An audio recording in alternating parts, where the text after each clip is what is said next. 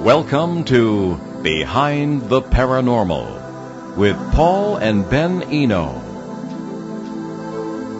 What happens when people have alien abduction experiences and then their furniture starts flying around the house? Where can experiencers find help? What is the Mutual UFO Network? Hello, and welcome to the 1008th edition of Behind the Paranormal with Paul and Ben Eno, coming to you from WOON AM and FM radio in Woonsocket, Rhode Island, on the Paranormal Radio app from TalkStream Live, and on YouTube. I'm Ben, and that was Paul.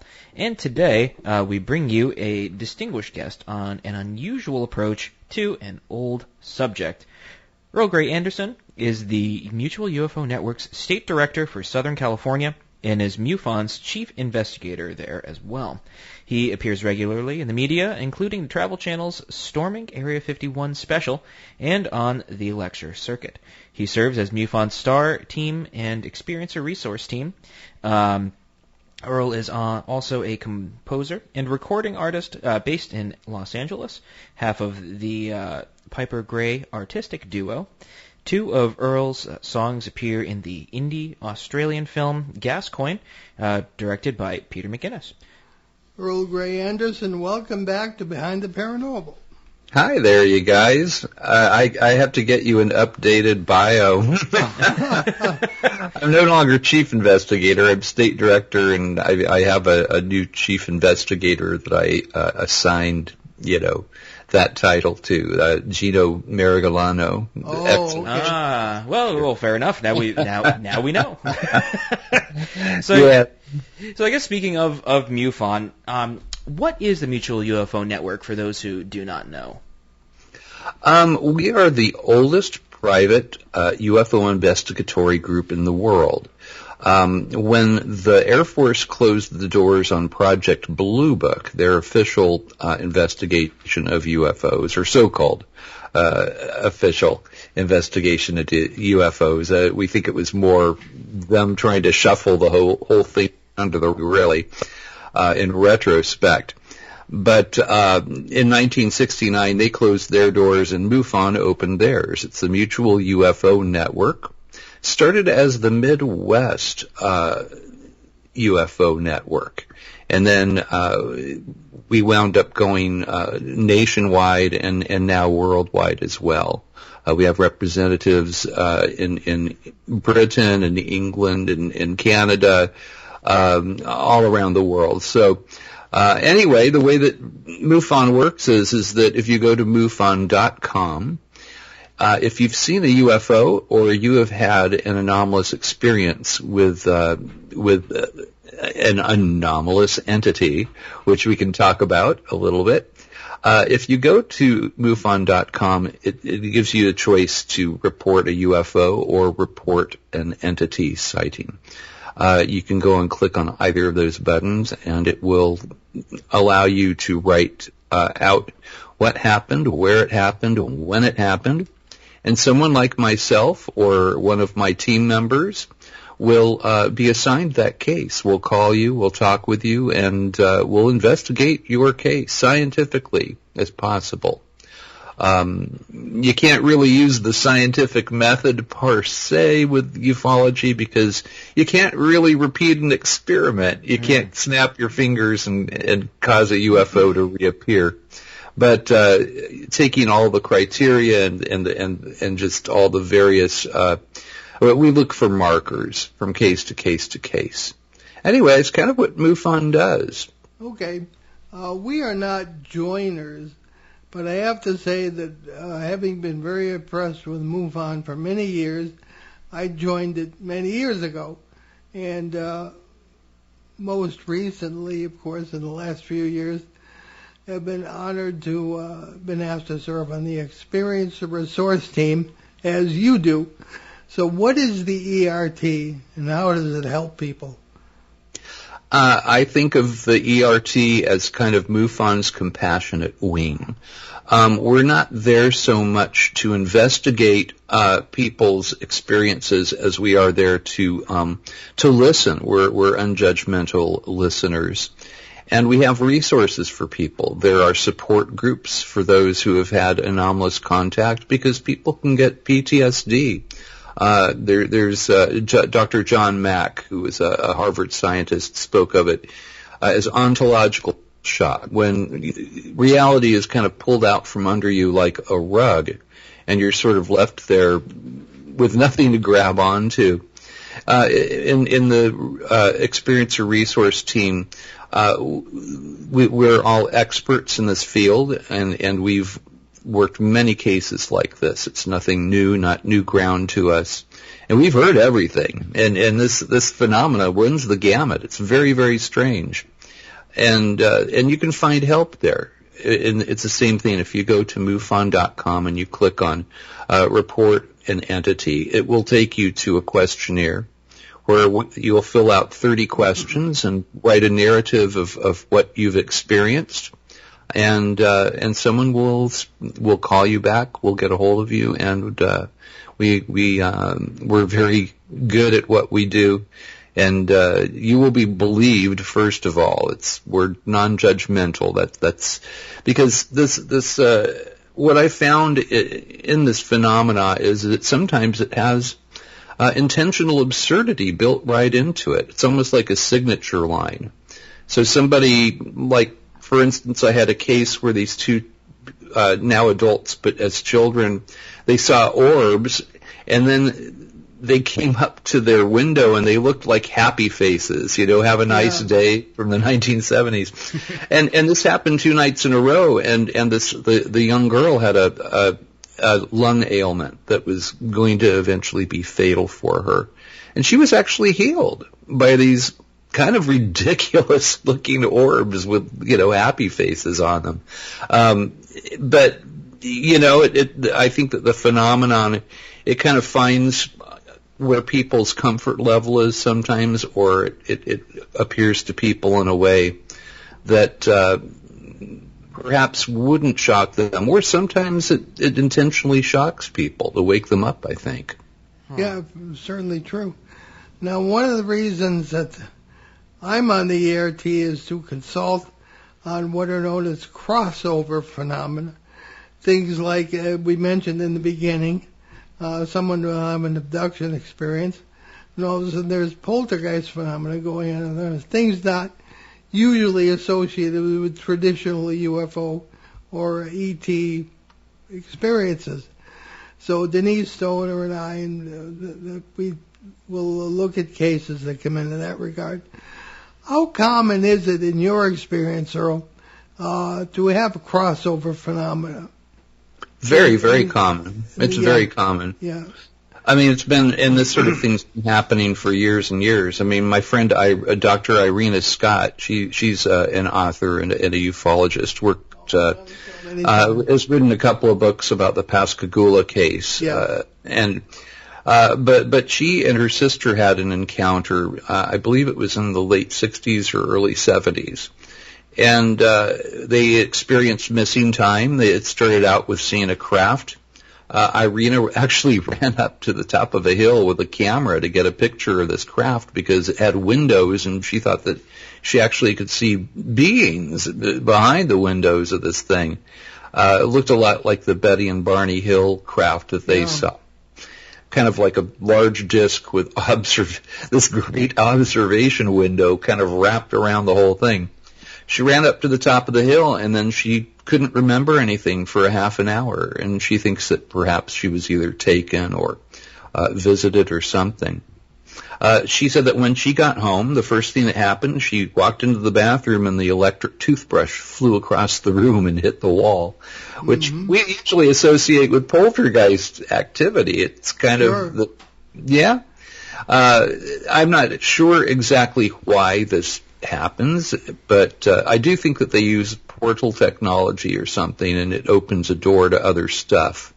Maybe it has something to do with that, or it's just something we don't understand. But there is, there's paranormal-like activity that people experience after having an abduction or a visitation. Very, very common. One recent development in MUFON that kind of affected me was that the word paranormal is kind of a no-no. And, I get that. There is such baggage and nonsense associated with that word. People turn on the TV and, a dish falls off the table, everybody screams and runs out. That is not scientific, it's not systematic. So I get that. I prefer the word high strangeness, the term, and other things that can be applied to these crossover phenomena that are more serious in their intent. Ben, you want to jump in here? Yes. I'm sorry, I'm just jotting down some notes. I really like this term that you brought up, taking a quick half step back, intentional absurdity. I think that's a really interesting way of putting it. Especially when it comes to anything really in sort of, we just said paranormal is a no-no word, but we're going to use it now.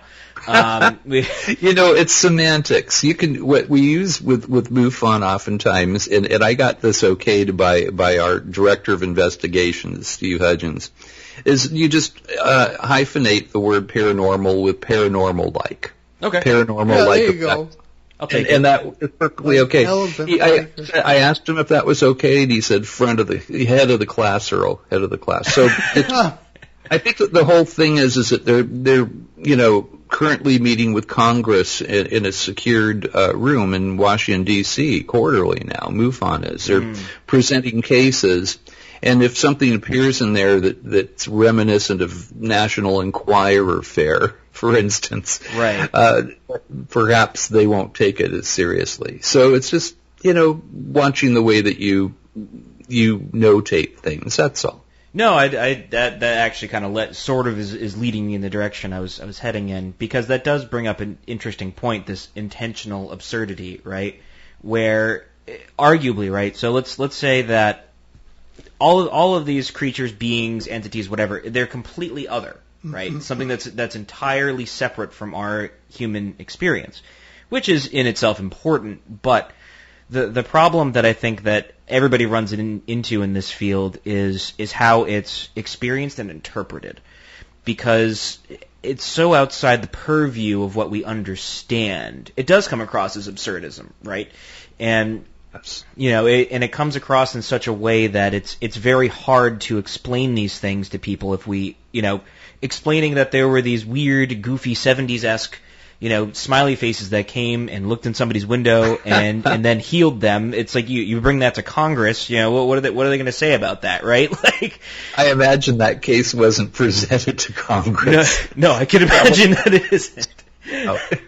But it's these weird things, right? That seem like they're not the norm, but in a sense it kind of is in a backwards way. So by looking at these experiences and kind of breaking them down, they all kind of fit these molds, these symbols that have kind of been throughout human history. And I think that's the hard part in this whole understanding the experience portion of it. So I've been trying to contend for the last couple of years or so that the problem with the paranormal isn't so much a scientific or philosophical one, it's a phenomenological one. Because how we experience something is very different than how somebody else would experience it, depending on our background and how we understand it. So with all that being said, right, with all this crossover phenomena, how is MUFON attempting to interpret it, or are they just attempting to catalog it? That's a good question. Well, I know that I look for markers from case to case to case. So in a way, we do catalog things because, for instance, I have many cases where the military seems to have a bit more aggressive encounters than civilians do. That with civilians, it's usually they'll see a UFO, or even if they have an abduction or a visitation, it's usually, there's a calming message given to them. It's going to be okay. Don't worry. We're going to, this will be over soon. We're not going to harm you. But I notice with military, sometimes it's almost as though they're trying to understand their motives, or maybe get us to understand our own motives. I think that, it's the dichotomy of the human experience, where we can write love sonnets, beautiful music and symphonies, and then we can kill each other in mass in war, It's true. And I think that we're probably a concern to whatever this intelligence is. Now, I tend to lean more towards this being primarily an interdimensional phenomenon. I think that some of it may be interstellar. Some of it may be us from the future or from the far distant past is possible as well. But it seems to me I've seen from case to case, and even, I had a weird anomalous experience where what seemed to happen was a portal seemed to open up in my room, for lack of better description. Maybe I should say a portal-like. See, now we're getting the hang of it. Yeah, there you go. And so I think that when you open up, if it's possible for things to pass from dimension to dimension, and physicists are saying now, they're talking about there being 9 different dimensions. I kind of think the universe is more like a Mandelbrot fractal, where it just has tributaries and goes on forever and ever, and maybe we have worlds that are almost like our own, but slight changes here, and it just keeps going on and on, perhaps. Yep. And if something comes through, it's no wonder if you open up a door to another world, other stuff may come through as well. A big hairy creature that beats tree trunks into each other, Sure. Standing next to a UFO, And that's the other, it's like they want us to use scientific language, so you don't use the word Bigfoot, you just describe the creature. Because you're not going to find Bigfoot in your encyclopedia, or not, at least not under, accepted creatures that live in this world. So you describe it. I mean, I was a nurse for many years, and as a nurse, you're not allowed to diagnose. What you do is tabulate symptoms, and you notate those. You don't say patient came in, presenting measles. You just write down the description of the symptoms, and any doctor worth his weight, in whatever, is going to read that, and he's going to know what you're talking about. And so I think that's kind of the way that we do it as well. So I guess in that sort of vein, what are the common symptoms, if there are any commonalities, between any of these crossover cases? Well, the poltergeist-like activity is a good one. Years ago, I had a girlfriend who had a UFO encounter when she was a little girl, and I knew about that. And she had experienced missing time. This was when she was maybe like 10 years old. And she had these weird episodes where she was visited by these creatures. Now, I thought that what was going on, at first I thought it was just sleep paralysis, but she wasn't paralyzed always, It didn't really have all the signatures of that. And this is, back before I really understood the UFO phenomenon. But what I noticed was when she would have these visitations, that poltergeist activity would happen in her house. And I thought that it was possibly that she had a haunting or some some spirit with, some malevolence in it. But I spoke with her recently, and I said, I was thinking, because you had that missing time experience when you were a little girl, and you had these entities visiting you. I'm starting to think that even though it doesn't hurt to burn sage in the house and stuff, I'm starting to think that perhaps that wasn't poltergeist that you had. I think that when we watched we would watch the TV turn on by itself and the lights flicker and it just, the usual spooky stuff that you hear about in hauntings. I saw a painting that I did for her fly like 7 feet, it flew off the wall. And it wasn't an earth tremor or anything like that. So, those are all like kind of people report that sort of thing? Well, one of the things is we're always griping about is that we put labels on things that we can understand, and it might not reflect what's actually going on. Yes. For example, possible example, in the ERT, we communicate all the time. We meet once a month, and in a recent communication, one of the members sent a photo of marks on someone's body in a case he was dealing with. And I came late to the conversation, but I mentioned, you must have perceived this too, that I have found that marks on people's bodies in poltergeist cases very often will match, not always, but will match some of the marks that we see in the abduction cases. And I've sat down with Bud Hopkins on that at one point, and Kathy Martin and I have discussed it at length. So the question is, what's really happening here? What are these things? Now MUFON has a very thorough reporting system, as you mentioned, Earl, and I think that there's no time limit on it. So I was going to mention the 1974 encounter in Bridgeport, in which I consider these poltergeists to be aliens. That is exactly how they came across. So I may hit the entity button there and report that. So, well, how would you describe something like the Hopkinsville case? No, it's amazing. Why don't you tell us about that?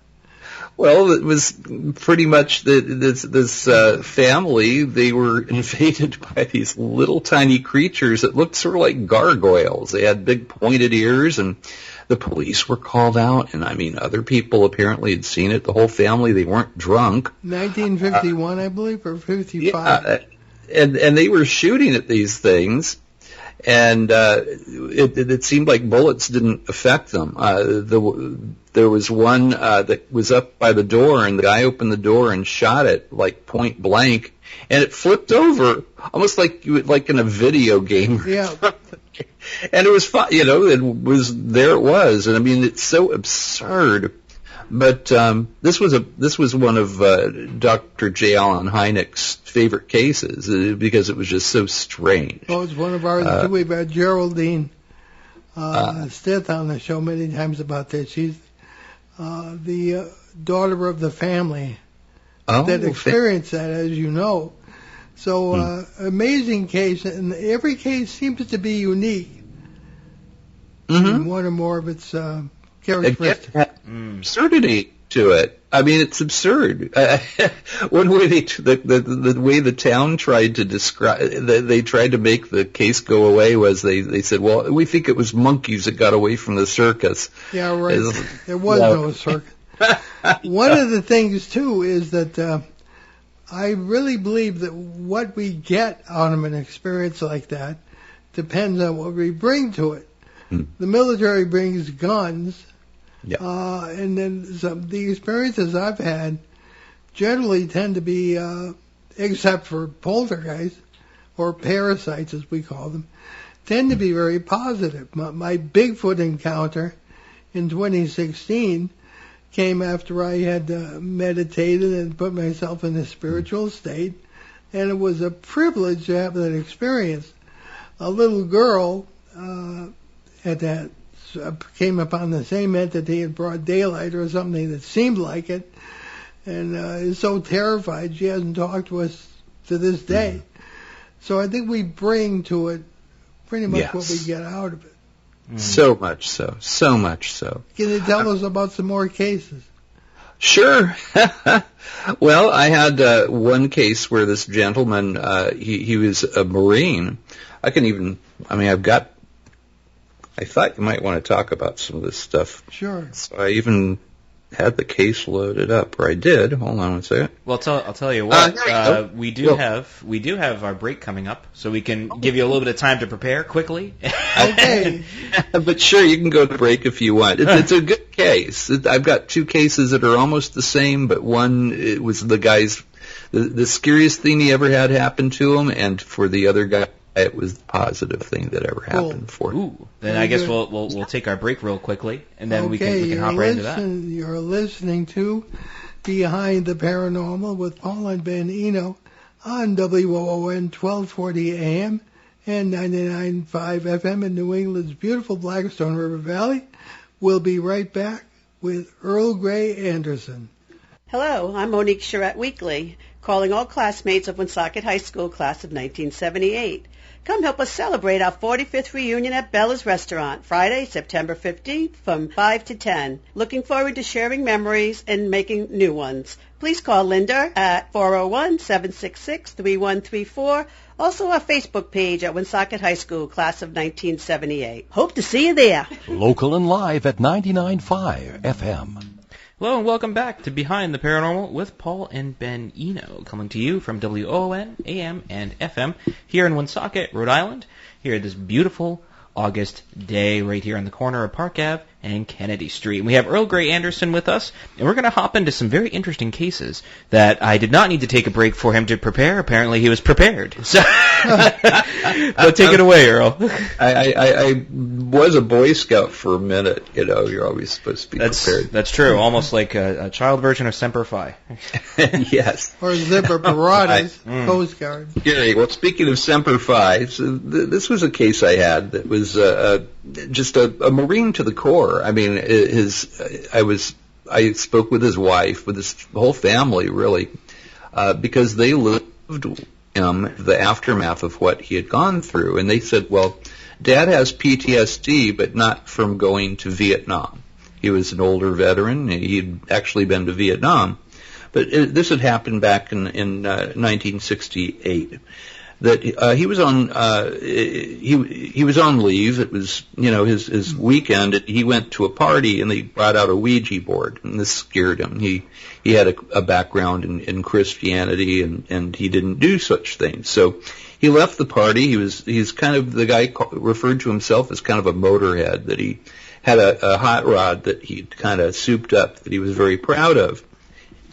He was driving back to the base when he saw something in the sky. He was wondering what the heck this was, and it just looked like this fireball with electricity. Suddenly, the dashboard of his car, his beloved hot rod, had this Tesla coil-like electricity running through all the controls, the dashboard and everything. He thought that it was some kind of terrible electric problem with the car. Car slowed down on its own. He couldn't start the car up again, so he got out and he popped the hood, and there was nothing wrong in there. But he heard this voice in his head that was just this, like a telepathic voice. He had never experienced this before, and it told him, "You need to go back to the base. You need to lie down. You're very tired." The guy got back in his car, and it start right up. Went back to the base. He said, my buddy asked me why I was going to bed so early. I went to bed with all my clothes on the top rack, covered myself with a blanket. Now, it was strange. As soon as I covered myself, maybe 15 later, I felt like I was pulled up and then out through the ceiling. I'm not asleep. It was the strangest sensation. It was very physical, not my mind drifting off or like that.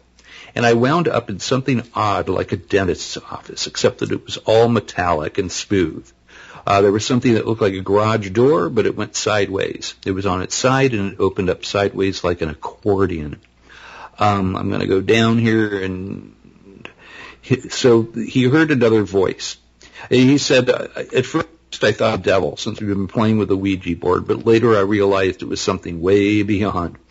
The voice that I heard was telepathic, and I saw creatures that had tiny mouths like slits. They couldn't speak with their mouths. The voice was in my mind, and it said, "We have total control of your body. We can make you do whatever we need you to do." I told them, "You can't," in my own mind. When all of a sudden I lost all control of myself, I couldn't move my arms, my feet, or anything. They left me in a standing position with some kind of a restraint, and I was standing straight up. I tried to turn and see what the entity looked like, and he said, "Don't try it. Don't try and turn around." said, all of a sudden it said, "We will now control your mind." So this guy was just being like treated very cruelly by these entities, and they eventually told him, "Well, we've got your mind and we're going to take your soul." And he said, "I felt like I wanted to fight. I was trying to turn my head.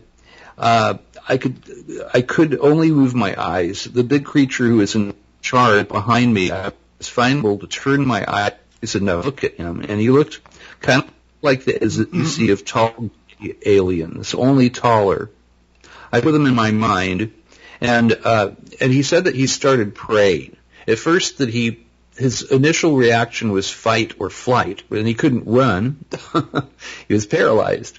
So he was trying to fight with them, and then that wasn't working.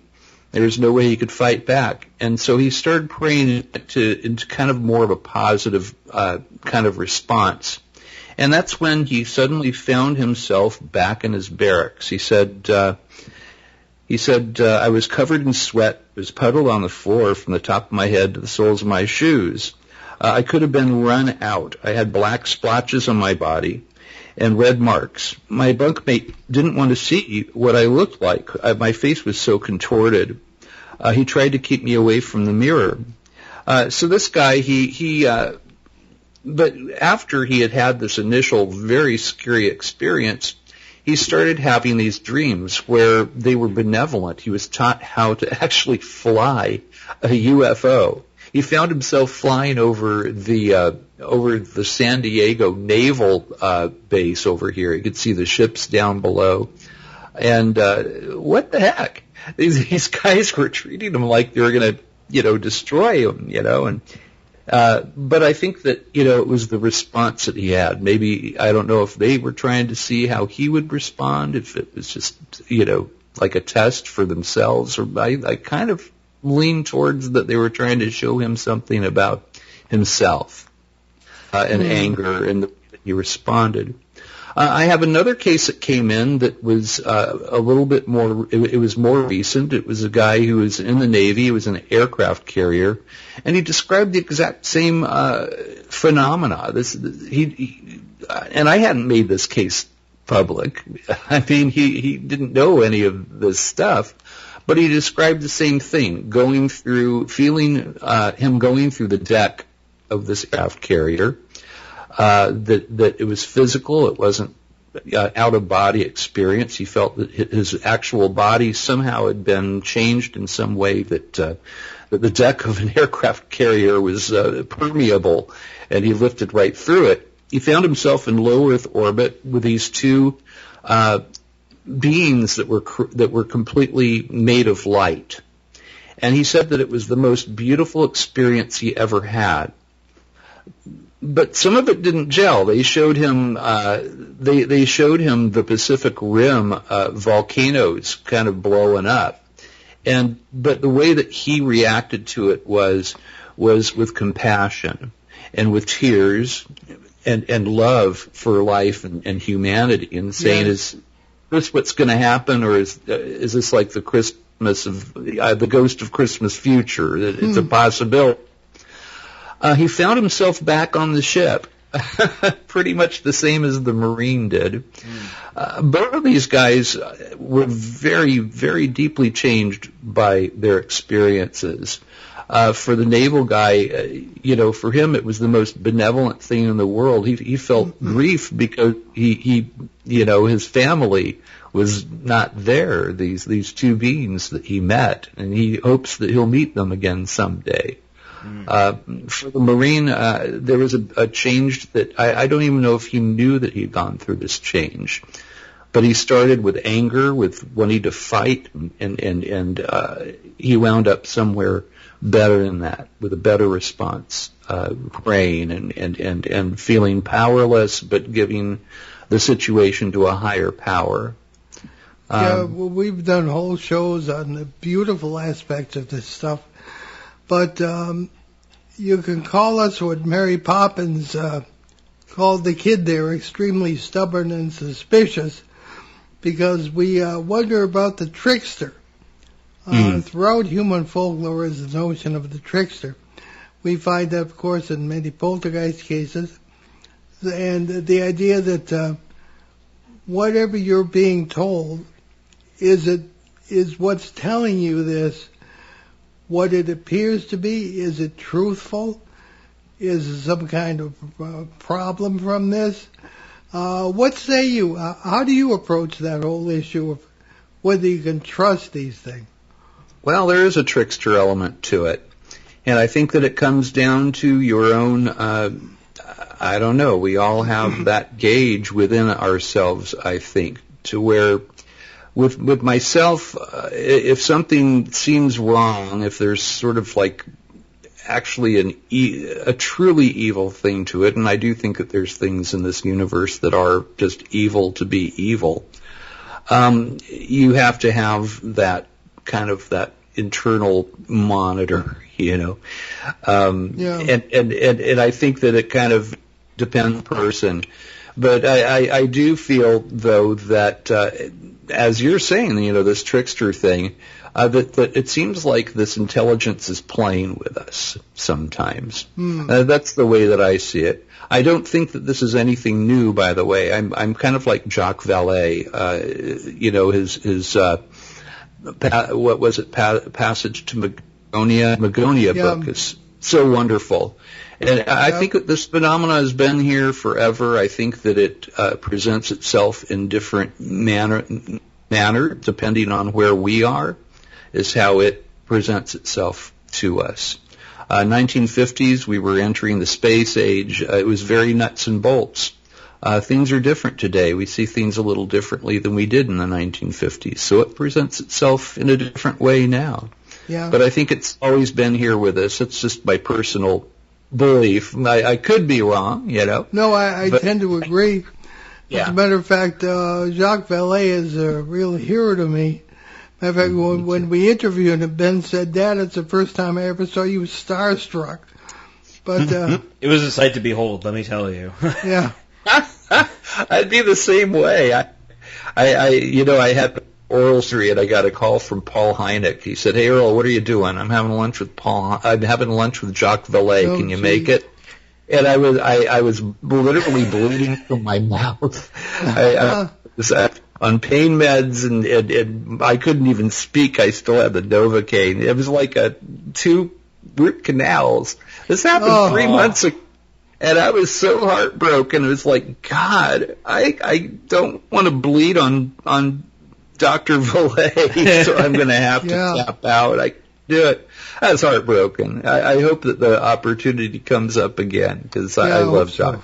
Hey, it's a small world. You never know. Yeah, that's true. So as far as a lot of cases, what led me to MUFON eventually was running into UFOs, UAPs, and what were supposed to be ghost and poltergeist cases. When William J. Hall wrote his book on that 1974 Bridgeport, Connecticut case, the world's most haunted house, I said, if I knew then what I think I know now, I would tell you to look around, find other houses that may be having problems, and look at the UFO reports for that area at that time. And, at that period it was kind of I like it. Sparse. But that's sure good. enough, he found a bunch and, corresponding. Now, what the relationship might have been, I don't know. But these 4 things I faced in that house with the family were alien beings in a broad sense of the term. I never got over that. It was supposed to be demons, that was our approach. And I was still studying for the priesthood. So, well, that's an easy way out, Paul. So there's that certain constituency of people now that I hear it a lot. They aren't really aliens; they're demons, and it's the devil's work. And that's it doesn't actually. That's no, I think it's the opposite. Because people hear about my seminary background, they say, "Oh, you must think all aliens are demons." I said, "Well, the quote-unquote demons I've run into are aliens." And that's our term for something that we don't understand. It may or may not be correct. But as far as being totally other, that's kind of what it was. Right. It is totally other. And we try to, this is just something that humans do. We try to humanize stuff. we do. We're so anthropomorphic in the way that and anthropocentric, the way that we see everything. We are. But this doesn't have anything to do with humanity. I think it's pretty much an other. And this other intelligence is interacting with us, and it's communicating with us. I think it always has tried to do that. Yeah. But what's this is the way interesting it does about now. The government approach is that we always find government interest in all areas of high strangeness, not just UAPs, UFOs. In the flap areas we're always talking about, we always find some kind of presence of the military or something that looks like the military. And to me, I think they know a lot more than they're letting on, and they would also like to research the principles involved in this interdimensionality, if that's what it is, for military and commercial use. Mm-hmm. Don't underestimate the interest of industry here, too. So it's because they're the only ones that have any money now. So well, yeah, that could be. Yeah. The military, they have two interests. We pay them to be paranoid for us. They're doing their job. The military, that's their job, is to be paranoid for us, and everything they see it through two pairs of glasses. How can we weaponize this? And is this a threat? It's all threat assessment, and how can we use this to be more powerful than our enemies? Very limited, but I don't know that the military is the right folks to be ahead of investigating UFO. So, here we go. It's congressional hearings talking with who? The Pentagon. People in the military-industrial complex, which my mom was part of. My mom was very much part of that, and she knew UFOs were real, and she knew that they were visitors, that they had been here for a while. Yeah. Now let me ask you this, Earl. When it comes to what we know versus what we knew, and speaking from MUFON's point of view, do we know any more than we did in, say, 1947 with Kenneth Arnold and Roswell and all that? Do we really know any more today than we did then? That's a good question, and I think some of that we probably can't know unless there is technologies that we have been able to mimic or they're talking about crash materials. I think that those are actual materials. I don't believe that we're dealing with ghosts when we're talking about aliens. I think it's very much physical. It has certain aspects that we would that we would sort of associate with ghosts and the paranormal. Yeah, but then there's the physical element to it. It's very physical. So I don't know. Maybe the black triangles, we see a lot of those. They always seem to be kind of cookie cutter, like they look the same. Even flying saucers, you'll see like different, light schemes to them and differences, but I tend to sort of think that perhaps somebody like Lockheed Martin is pumping out the black triangles, and maybe that's our own UF there. So I kind of hope if we do have these physical crash materials, that perhaps it was like a Trojan horse thing, that they were that the crashes were purposeful, that they are hoping that we can solve some of our problems and maybe get to their technological level eventually. But I think there may be a concern with us because we're way up here with our technology, but yet we're still acting like a bunch of warriors, a warrior caste. And maybe trying to change us since we're ready to enter the space age. Maybe we're not space worthy yet. We're a threat out there, and maybe that's part of what's going on.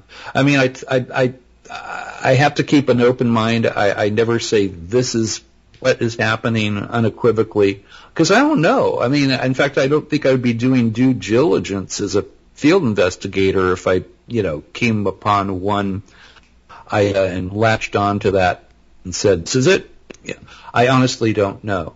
We're supposed to keep an open mind, but not so open that our brain falls out.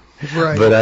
But with that, saying that, we have to keep it very, very open, because I do believe there's an intentional absurdity that is like a signature line.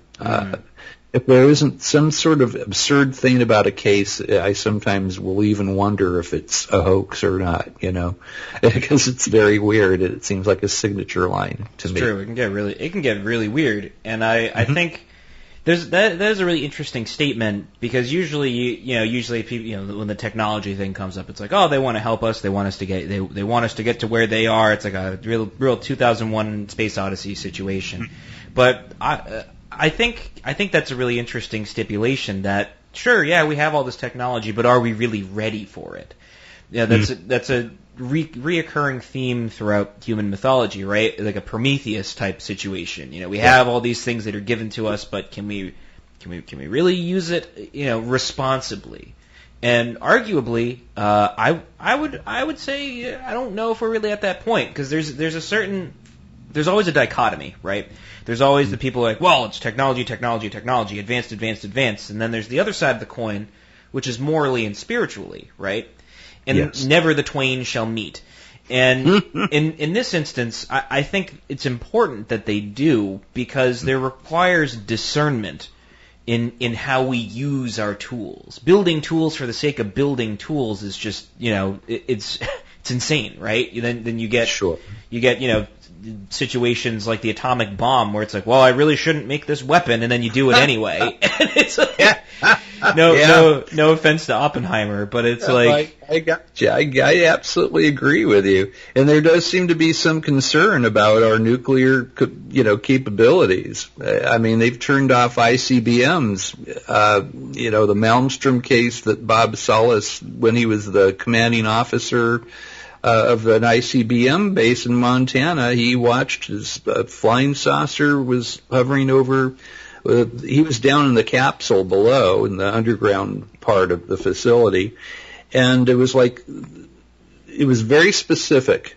It wasn't like an electronic pulse that was sent in there by this UFO. The clock kept working. Everything that was electric, the base kind of ran on, was all working properly, but the missiles specifically, 10 of them, it was like boop, boop, boop, boop, boop. They're all turned off. Same thing happened over in North Dakota. David Shindley, he was the commanding officer of a similar base out there, and the same thing happened a few months later. I've spoken with both gentlemen. I've had dinner and talked, details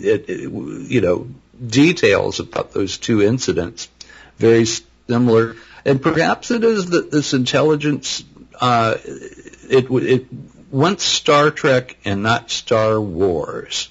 It's so militaristic, and maybe it's just trying to shift that and show us the error of our ways, and showing us that if we want to be part of this community that may be interdimensional or maybe interstellar, whatever it is, that we need to change something very deeply within ourselves. Well, one of the things that one of my favorite quotes from the late Stanton Friedman is, and he said it on this show, was, we are a primitive people whose primary activity is tribal warfare. Why would they want to talk to us? Which raises the question, would they consider us, they being whoever these aliens may be, would they consider us equals in order, and why? In the sense of negotiating or guiding or whatever. Or is it the trickster aspect entering in again? I don't know. But I would say I kind of hope that it seems like if they're taking all this trouble to interact with us, that they think that there is hope for us. I don't think this is their first rodeo. I don't think that we're the only intelligence in the universe that's gotten to this point that we have gotten to, where, we can destroy ourselves or we could make life better for everyone on Earth. We have the capabilities of doing either or, but here we are, we're still acting like Genghis Khan and, bloody horde of, marauders. And I think perhaps they're trying to change something within our deepest souls as a species. I hope so. That's what I hope the intent is. So tell us about yourself. Where can people find out more about you and MUFON and the ERT? If you go to, once again, I will lead people to MUFON.com. You can go to, the ERT does have a page there, and it has a little bio on everybody in our group. But we get kind of a big ERT group. It's not a little group anymore. No, it's a great group. There's 75 or more of us now, and the cases keep coming. I mean, we're always busy. So, but MUFON.com is a good place to go. It's a good place for you to go and report your sighting or your entity encounter. If you've been abducted or visited, that's where to go. You can find me on social media. I'm just Earl Grey on Facebook. I'm Earl Grey Anderson on Instagram, although I don't do a whole lot of stuff on there, but a little bit. I will dox myself if you want to get a hold of me personally. You can email me at earlgrayanderson@gmail.com. And that's Gray with an E and Anderson with an O. Very good. Well, I have to tell you, Earl, it's always a pleasure and an honor to talk with you. And we'll see you at the next ERT meeting.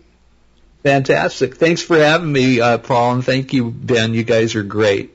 Oh, well, hey, thank you for being with us. Spear.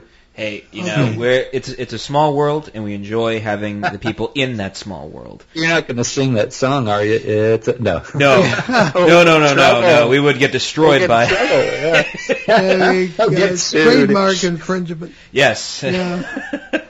Oh, boy. Well, I guess speaking of trademark infringement, we should probably get to our announcements here. So if you're anywhere in or around New England, you can take in the Exeter UFO Festival. That's on Labor Day weekend coming up in a few short weeks. That's September 2nd and 3rd. The event benefits local children's charities. And sadly, we have had to bow out this year because of my dad's health. But please go and support the event if you can. It's wonderful. The whole town gets involved. There's a dog costume contest. It's really just a wonderful event, and you can find out more about it at ExeterUFOFestival.org. And the Greater New England UFO Conference is back, and this will be a one-day event on November 4th in Leominster, Massachusetts. You can watch for more information on that. And you can visit our show website, that's BehindTheParanormal.com, where you can find nearly 1,200 hours of our regular shows and special broadcasts since 2008 from CBS Radio, Achieve Radio, and here on WOON AM and FM. You can also hear many of these broadcasts on the major podcast platforms, including Apple iTunes, Spotify, and YouTube. Anywhere you find your podcasts, we will be there. Yeah, that's kind of scary. Download our show app. It's free at BehindTheParanormal.com on that main page. You can browse our books along with those of our guest co-hosts. Indeed. And our website has a charity page with several links to good causes that we've adopted over the years, including Hope for Hilldale Cemetery in Haverhill, Massachusetts, USA Cares, Canadian Veterans Advocacy, Helping Haiti's Orphans, the Crohn's and Colitis Foundation of America, and the Sisterhood of Ground Zero. So what's in the crypt for next week, Ben? Well, me being the crypt keeper this week, apparently. On August 13th, we bring you an open line show to address more of your wide and varied questions on many different paranormal subjects. And guess who's back? Shane Searway will be with us once again, and it's been a very long time since we've had him on, since he took a little hiatus not too long ago. For a very unusual reason. Oh, yes, and I'm sure he will fill us in on all of that. So we leave you today with a rather dark thought from our good friend and occasional guest, Whitley Strieber. The old world was destroyed because of its own greed and secretiveness. Those least evolved rose to the top. I'm Paul Eno. And I'm Ben Eno, and thanks for joining us on our great cosmic journey. And we shall see you next time on Behind the Paranormal. Return to this radio frequency 167 hours from now for another edition of Behind the Paranormal with Paul and Ben Eno.